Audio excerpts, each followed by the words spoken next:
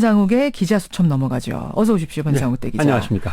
오늘 부검의 흑역사라는 제목으로 준비를 해오셨어요. 예. 그래서 제가 2부 시작을 할 때 부검의 흑역사 오늘 기자수첩 준비되어 있습니다라고 예고를 했더니 서울대 조국 교수가 이 방송을 들으시고는 이번 백남기 농민의 부검 영장에 관해서 꼭 좀 청취자들께 전하고 싶은 말이 있다라고 저희 제작진에게 연락을 해왔습니다. 지금 시간이 많진 않지만 도대체 어떤 이야기인지 궁금해서요. 잠깐 조국 교수를 연결해보고 가려고 합니다.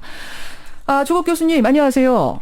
예, 안녕하십니까. 예, 네, 이번에 오랜만입니다. 예, 오랜만입니다. 이번에 발부된 그 부검 영장 내용을 보면 부검 장소의 경우 유족 의사를 확인하고 서울대병원을 원하면 이걸 반영해라 이렇게 써 있고 네. 유족들이 희망할 경우 부검에 유족과 유족 측 의사, 변호사 참관을 허용하라라는 조건을 달아서 부검 영장을 발부했단 말입니다. 네네. 여기에 근데 어떤 해석 포인트가 있다라고 말씀하시는 거죠? 그냥 두 가지로 나눌 수 있는데 첫째는 저는 현재 그 동영상이 있고 병원 기록이 있기 때문에 영장이 필요 없다고 저는 생각합니다. 두 번째 문제로 근데 영장을 발부하는 것은 영장 전담 판사의 전적인 권한입니다. 예. 절차에 따라 발부를 했고 조건부 영장도 이제 좀 이례적이긴 하지만 발부되어 왔거든요. 근데 문제는 이번 영장이 발부되었기 때문에 이 영장 자체는 이제 합법적인 영장인데 영장의 의도가 중요합니다. 조건을 왜 판사가 달았느냐는 거죠. 의도가 중요하다. 의도를 읽어야 한다. 네. 무슨 의도가 있다고 보시나요? 그는 유족이 참여 반드시 할 것을 의무적 참여를 조건으로 들었습니다. 예. 그러면 유족이 참여를 거부하게 되면 영장 집행을 할 수 없다는 얘기입니다. 이걸 해석하자면 이 조건부 영장의 핵심은 그 조건이 충족되지 않은 상태에서의 검경의 영장 집행은 불법이고 그 불법적 영장 집행을 통해서 어떤 증거가 확보되면 우리 현행법과 판례에 따라서 위법 수집 증거이기 때문에 증거 능력이 없게 됩니다. 이게 저는 현재 조건부 영장의 법적 윤리입니다. 그러니까 지금 일각에서는 이 영장 자체가 무효, 법적인 무효 아니냐 하는데 그렇게 보시진 않고요.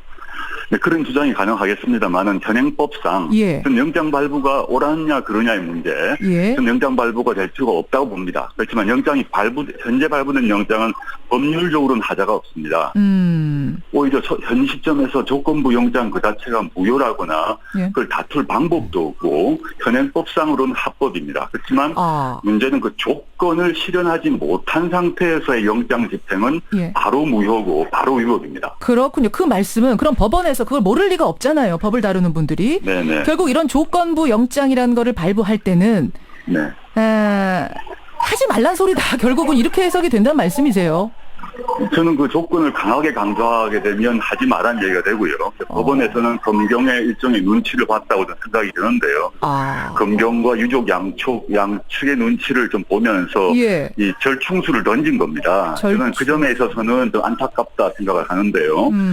영장 발부의 전적인 권한이 판사에게 있기 때문에 이 영장 그 자체가 불법이 되지는 않습니다. 그렇지만 그 조건을 실현하도록 요구하는 것 이게 제일 중요하다고 생각하고 있습니다. 그렇군요. 이미 이 물대포를 맞고 쓰러진 후부터 지금까지 모든 병상의 기록이 있는 상황에서 부검이 필요치 않다라는 게 유족 측 주장인데 그럼에도 불구하고 영장이 발부가 되긴 됐어요. 그런데 거기서 법원이 조건을 이렇게 단 건 결국은 뭔가 눈치를 보면서 내주긴 내줘야겠는데 이게 할 필요가 없다는 생각을 법원도 한 것 같다. 그래서 이런 조건을 단 게 아니냐. 이런 해석을 하고 계시는 거군요. 저는 그렇게 보고 있습니다. 만약 그럼에도 불구하고 이걸 그대로 집행할 경우에는 바로 불법이 됩니까? 맞습니다. 그렇게 해석하시군요. 유족이 동의하지 않고 유족이 반드시 참석하도록 되어 있거든요. 그렇게 되어 있네요. 유족이 참여를 거부하게 되면 조건이 실현되지 않기 때문에 영장 집행이 불법이 됩니다. 조국 교수님 얼마나 그 말씀을 법학자로서 하시고 싶으셨으면 이렇게 아침에 일찍 연락을 주셨어요.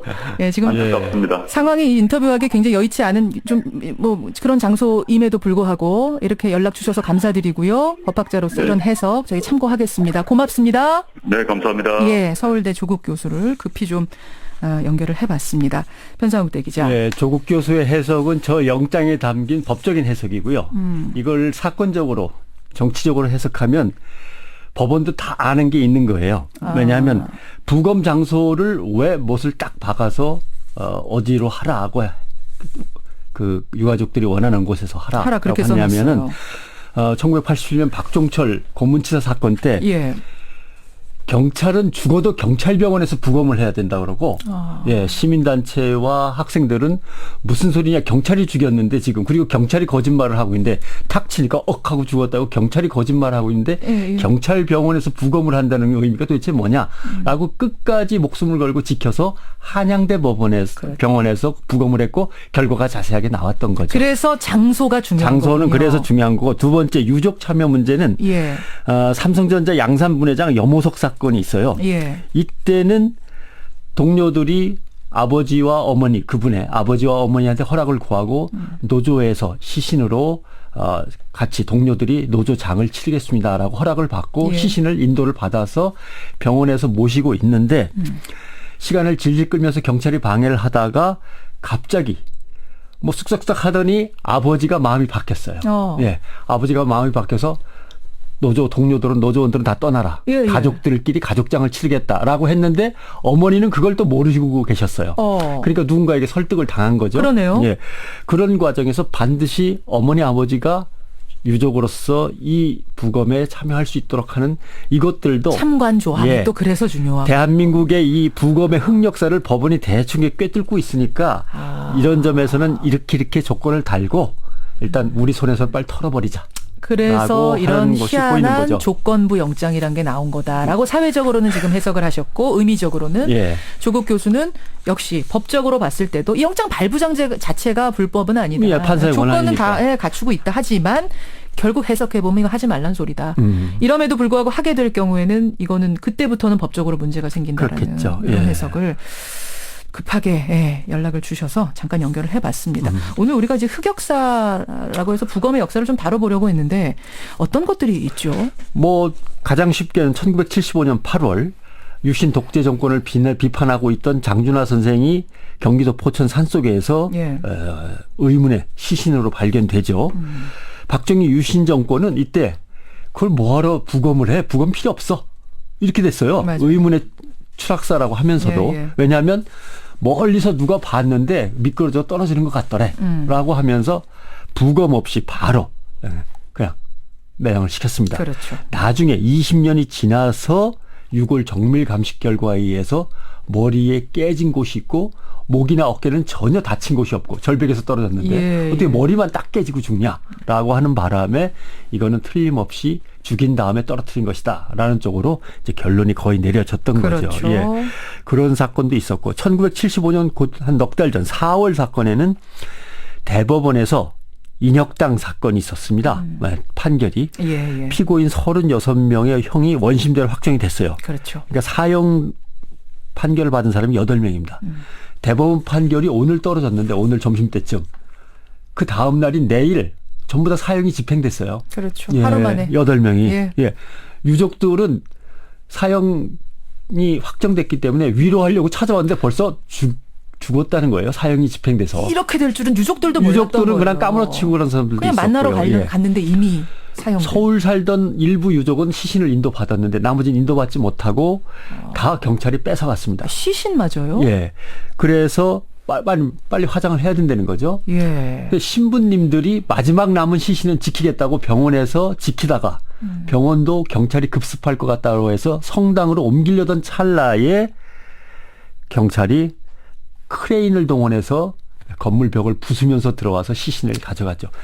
근데 왜 그랬을까? 왜 그랬을까요? 결국은 그 몸에 고문의 흔적이 적나라하게 남아 있었으니까 빨리 감추고 싶어서 사형 결정된 다음 날 사형을 집행하는 우스꽝스러운 일이 이제 그리고는 벌어질 수밖에 없었던 거라고 유족에게 보는 거죠. 시신조차 돌려주지 않는. 그렇죠. 정말 이거는 끔찍한 일이네요. 뭐 이런 일들은 이제 계속 진행이 되죠. 그다음에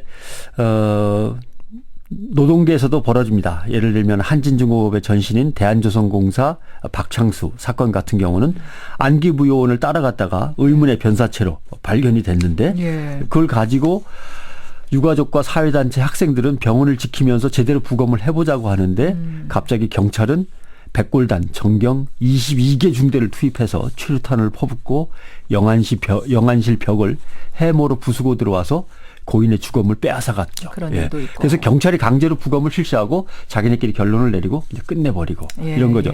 그랬더니 경찰의 결론은 뭐였냐면 안기부 요원을 따라갔다가 죽었는데 생활에 염증을 느껴 투신 자살한 것으로 결론.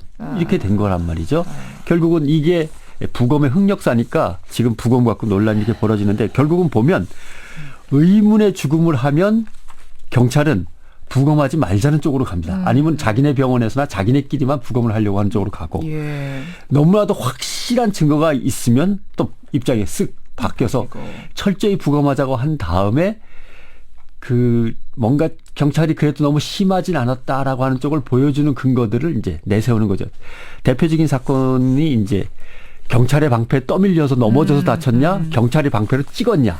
이런 것들 갖다 이제 조금씩 이미지를 바꿀 수 있는 거죠. 그래요. 부검의 역사들 변상욱 대기자 수고하셨습니다. 고맙습니다.